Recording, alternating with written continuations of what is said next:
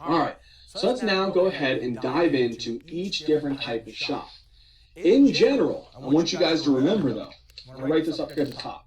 You guys need to remember, this shock is going to cause low BP.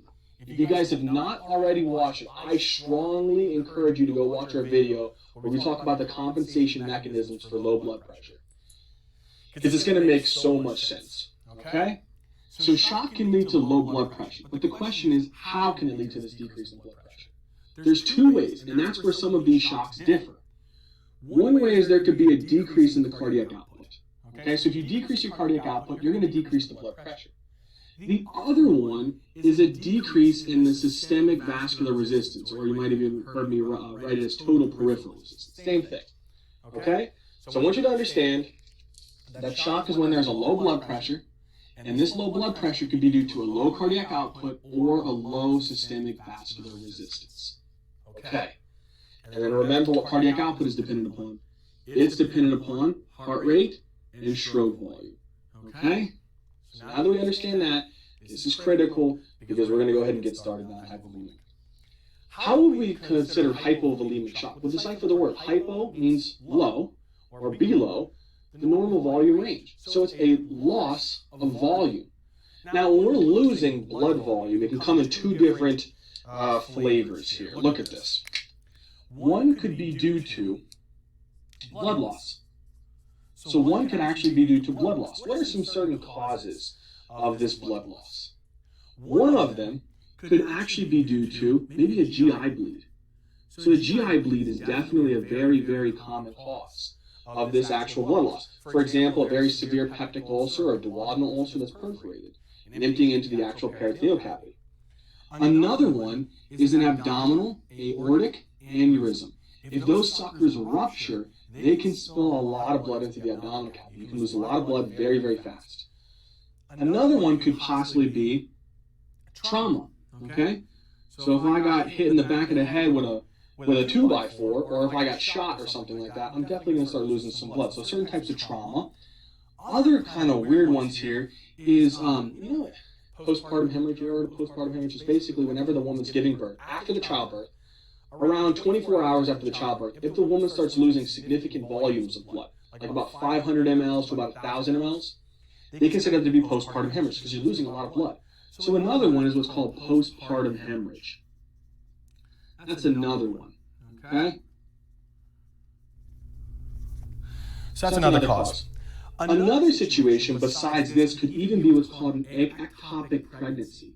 This is another really bad one. This is terrible since we're on this topic of getting in this area. Ectopic pregnancy, normally whenever the ovary is ejected from the, whenever the ovum, the oocyte, is ejected from the ovary, it goes into the fallopian tubes, wherever the ampulla is.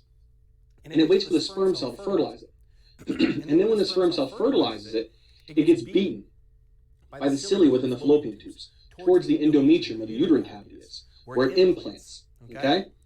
But let's say for some terrible reason, the actual cilia didn't beat it towards the uterine cavity, and it implanted in the actual fallopian tubes. This fetus will actually be aborted over a certain period of time. It can actually cause a lot of blood loss. It even can lead to another condition called pelvic inflammatory disease. So this could be another one. Another thing is what's called hemoptysis. This is basically coughing up blood. This could be due to a lot of different things. There's certain situations.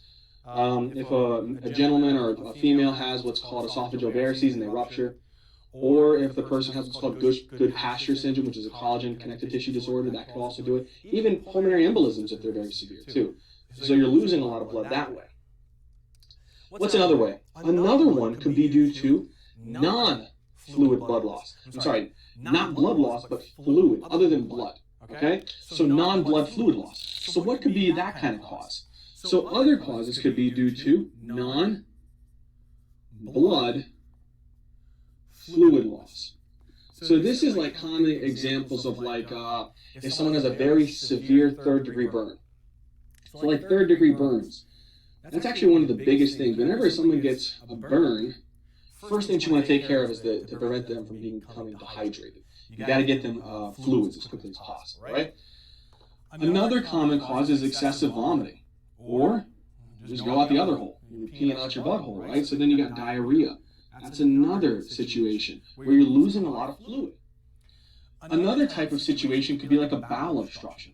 If you have a bowel obstruction, it's affecting not only the absorption activities, but also food from coming down. So that can initiate vomiting. It can affect the absorption activity, and bowel obstructions can actually pull fluid into the GI tract, which is also pulling fluid from your body. So bowel obstructions, pancreatitis. Acute pancreatitis is also a very terrible one. Many different causes of pancreatitis. We're not going to go over all of them. What I'm going to say, though, is that whenever there's pancreatitis, the pancreatic proteases, which are in the pancreas, become undesirably activated, and they start digesting the pancreatic tissue. And then there's a lot of pancreatic fluid that starts getting leaked out into the abdominal cavity. Terrible situation. Another one is what's called diabetic ketoacidosis. You know, in diabetes, you have what's called high glucose levels. What is that called? Hyperglycemia. Well, in hyperglycemia, whenever your blood glucose levels get really, really high, remember we talked about in the kidney, there's what's called a transport maximum. Generally, it's right around 375 milligrams per minute that can be filtered. It can filter that much glucose and reabsorb it back into the blood. In certain situations, when the glucose levels are so high that it exceeds the transport maximum, we can't reabsorb it, and it gets lost into the urine. Why is that a problem? Because when glucose leaves, guess who else leaves? Water. Water leaves also. And when you have that, you have an increased urine output. You're losing a lot of sugar and water. So you get a nice little sugary water. All right?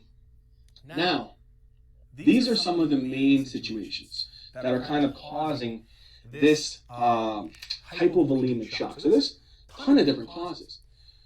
The question is, so now we know the causes. Let's write this up here. These are kind of the etiologies or the causes of hypovolemic shock.